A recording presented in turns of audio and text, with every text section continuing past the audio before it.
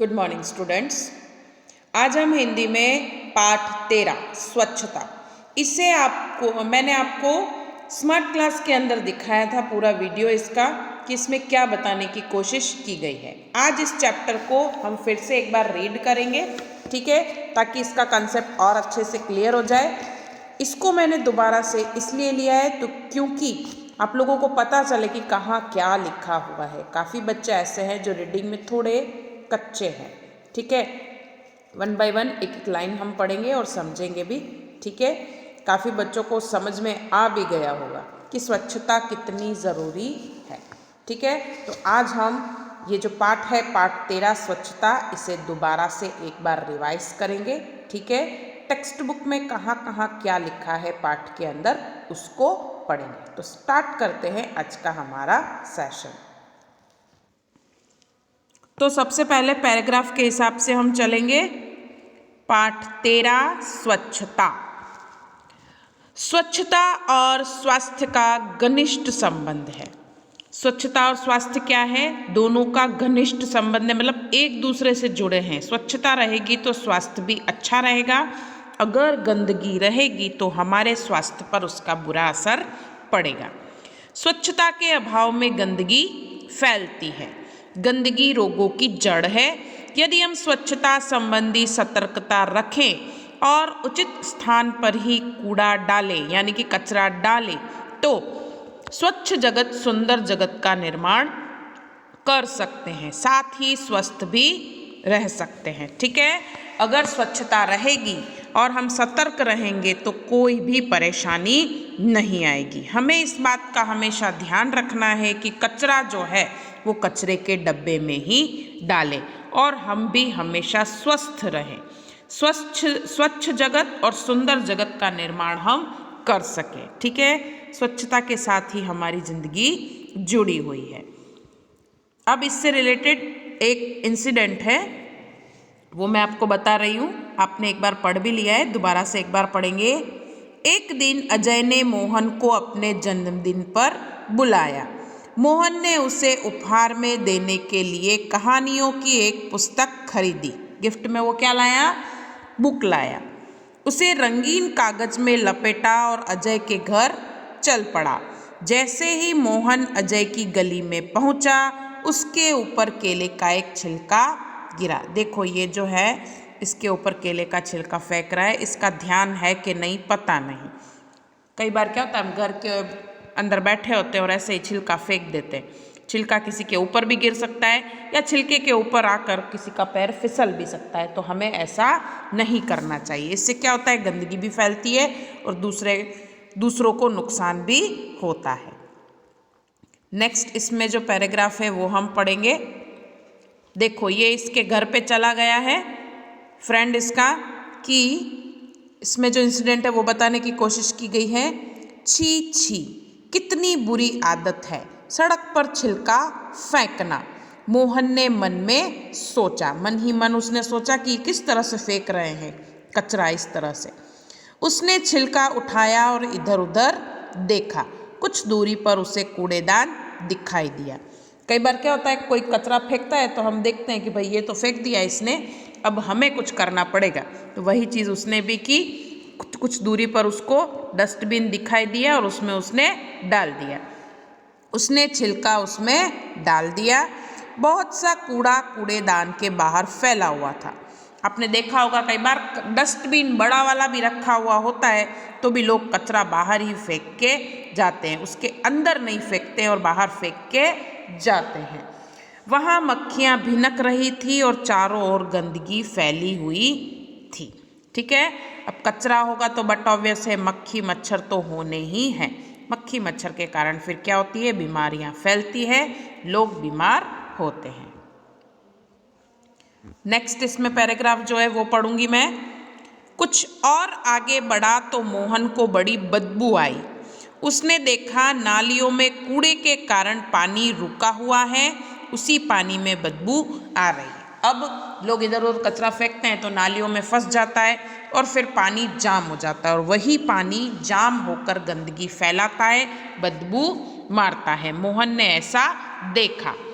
मोहन नाक पर रुमाल रखे अजय के घर पहुंचा। अब गंदगी होती है, बहुत ज़्यादा बदबू आती है, तो हम नाक बंद कर लेते हैं कि भाई हमें बदबू ना आए। वहाँ अजय के और भी कई मित्र आए थे। अजय ने मोहन को अपनी माँ और पिताजी से मिलाया। ठीक है, अजय की दादी जो बीमार थी, मोहन उनसे भी मिला। उसकी फैमिली मेंबर में जितने लोग थे उन सब से वो मिला। मेज पर खाने की चीज़ें रखी थी जिन पर बार बार मक्खियाँ आ जाती थी। गंदगी थी, इसलिए अगर बाहर गंदगी है तो मक्खियाँ घर के अंदर भी आएगी ही आएगी।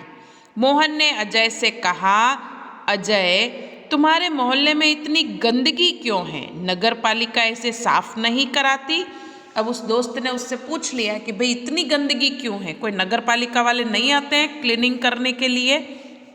अजय की माताजी ने कहा, बेटा नगर पालिका की गाड़ी आया करती है। नगर पालिका की गाड़ी तो आती है, जगह जगह कूड़ेदान भी हैं, पर कुछ लोग उनमें कूड़ा नहीं डालते, वे कूड़ा सड़क पर ही फेंक देते हैं, इसलिए सफाई नहीं रहती है। नगर पालिका वालों ने सुविधा तो दी है, लेकिन लोगों को उसकी कदर नहीं है। कहने का मतलब यही है कि हर एक चीज़ है, लेकिन लोग उसका ध्यान नहीं रखते हैं। नेक्स्ट इसमें पैराग्राफ है, दूसरे दिन पाठशाला में मोहन ने अपने अध्यापक को यह बात बताई। जो मोहन था उसने बता दिया अपने टीचर को कि कल मैं वहाँ गया था और ऐसी ऐसी बात हुई। अध्यापक ने कहा, तुम ठीक कहते हो मोहन, गंदगी बहुत से रोगों की जड़ है। अब टीचर उसको समझा रहे हैं कि गंदगी क्या है, रोगों की जड़ है। नगर पालिका का काम नगर को स्वच्छ रखना तो है, पर हमें भी नगर पालिका की सहायता करनी चाहिए। अब नगर पालिका वाले जब गाड़ी देके जा रहे हैं, गाड़ी से कचरा लेके जा रहे हैं, डस्टबिन रख रहे हैं, तो हमें क्या करना चाहिए? उनकी सहायता करनी चाहिए। अब हर एक का तो ध्यान नगर पालिका नहीं रख सकती, कुछ लोगों की खुद की जिम्मेदारी भी होती है। चलो एक दिन हम सब अजय के मोहल्ले में चले और स्वयं सफाई का काम प्रारंभ करें। टीचर ने बोला कि अब अजय के मोहल्ले में हम लोग खुद ही जाते हैं और क्लीनिंग का काम करते हैं। रविवार के दिन सभी अजय के मोहल्ले में गए। ठीक है, सबके हाथ में एक एक टोकरी और झाड़ू थे। क्या था? एक टोकरी और एक झाड़ू। सड़क पर झाड़ू लगाकर उन्होंने कूड़ा इकट्ठा किया। सब जगह झाड़ू लगाया, सारा कचरा इकट्ठा किया, नालियों की सफाई की और पानी का रास्ता बनाया। जितनी भी नालियाँ जाम थी उन सभी को उन्होंने क्लीन किया, उसमें से जो कचरा था वो हटाया और पानी को आगे रास्ता बनाया कि भाई पानी आगे जाता रहे, जमा ना हो, ताकि मक्खी मच्छर ना हो। नेक्स्ट पैराग्राफ है इसमें, उनमें मक्खी मच्छर मारने वाली दवा डाली। क्लीनिंग भी किया, मक्खी मच्छर मारने वाली दवा भी डाली। कूड़ेदान पर ढक्कन रखा। क्या रखा? ढक्कन, ताकि मक्खियाँ और मच्छर ना हो। मोहल्ले में रहने वाले सभी लोग बाहर निकल आए और उन्होंने इन चीज़ों को देखा। सब लोग देखने लगे कि भाई ये क्या हो रहा है, स्कूल के बच्चे क्लीनिंग क्यों कर रहे हैं, सफाई क्यों कर रहे हैं। बच्चों में बहुत उत्साह था, क्लीनिंग कर रहे थे ना तो वो बहुत जोश में थे। देखते ही देखते पूरा मोहल्ला स्वच्छ हो गया। सब एक साथ मिल के अगर कोई काम करते हैं ना तो वो काम जल्दी होता है और अच्छे से होता है। वही चीज़ उस मोहल्ले में दिखाई दी। सारे बच्चे एक साथ मिल के इकट्ठा हुए और क्लीनिंग का काम करने लगे। इससे क्या हुआ? मोहल्ला एकदम स्वच्छ हो गया। अध्यापक ने लोगों को समझाया कि वे घर का कूड़ा कूड़ेदान में ही डालें। क्या करें? जितना भी कचरा है वो डस्टबिन जो रखा गया है उसमें ही डालें, बाहर इधर उधर ना फेंके। जैसे वो केले का छिलका फेंक रहे थे ना, उस तरह से ना फेंके। वे घर के आसपास सफाई रखें, क्योंकि गंदगी से रोग फैलते हैं। वो टीचर समझा रहे हैं कि घर के आसपास भी सफाई रखें, क्योंकि क्या होगा कि गंदगी रहेगी तो बीमारियां फैलेगी। उन्होंने कहा, मेरी पाठशाला के बालक सप्ताह में एक बार यहाँ आया करेंगे। बोला उन लोगों ने, उनके टीचर ने, कि वीक में एक बार, सप्ताह मतलब 7 दिन का एक जो वीक होता है ना, उसे हिंदी में सप्ताह कहते हैं, कि हर रविवार को मेरे बच्चे यहाँ पर आकर सफाई करके जाएंगे। वे आपके मोहल्ले को साफ करेंगे, आप भी इस काम में इनकी सहायता करें। बोला कि हम लोग सब बच्चों के साथ आएंगे और यहाँ पर साफ सफाई करेंगे, आप लोग भी हमारी मदद करिएगा। एक व्यक्ति ने आगे बढ़कर कहा, नहीं नहीं। एक आया व्यक्ति और उसने बोला, नहीं नहीं, इन बच्चों को आने की कोई आवश्यकता नहीं है। ठीक है, वो बोला इन बच्चों को आने की कोई ज़रूरत नहीं है, हम लोग स्वयं ही अपने मोहल्ले को स्वच्छ रखेंगे, अब आप इसे हमेशा साफ सुथरा ही पाएंगे।